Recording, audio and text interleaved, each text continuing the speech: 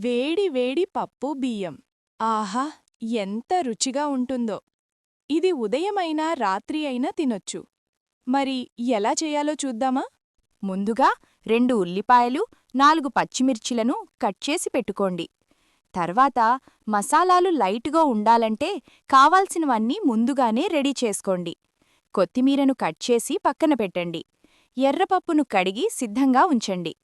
ఇప్పుడు ఒక కడాయిలో 2 స్పూన్లు నెయ్యి, కొంచెం నూనె వేసుకోండి. తరువాత ఉల్లిపాయలు వేసి లైటుగా ఫ్రై చేయండి. ఎక్కువగా వేయించకండి. తర్వాత మసాలా దినుసులన్నీ వేసి బాగా ఫ్రై చేయండి. మంచి వాసన వచ్చిన తర్వాత బాగా కలపండి. తర్వాత కట్ చేసిన పచ్చిమిర్చి వేసి 2 నిమిషాలు ఫ్రై చేయండి. అప్పుడు 2 స్పూన్లు పసుపు వేయండి. బాగా ఫ్రై అయిన తర్వాత 1 స్పూన్ అల్లం వెల్లుల్లి పేస్ట్ వేయండి. అది బాగా వేగే వరకు కలుపుతూ ఉండండి.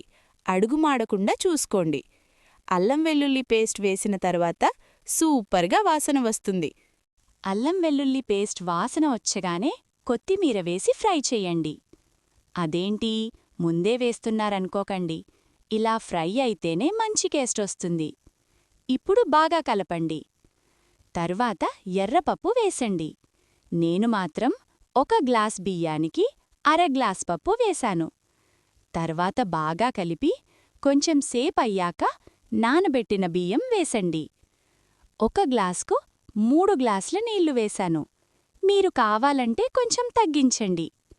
అలా వేశాక అన్నీ బాగా కలిసేలా కలపండి. మీడియం ఫ్లేమ్లో ఉంచి బాగా ఉడకనివ్వండి. ఇంకేముంది, ప్లేట్లో వేసుకొని వేడివేడి పప్పు బియ్యాన్ని లాగించండి. ఇది మామిడికాయ పచ్చడితో ఇంకా సూపర్గా ఉంటుంది.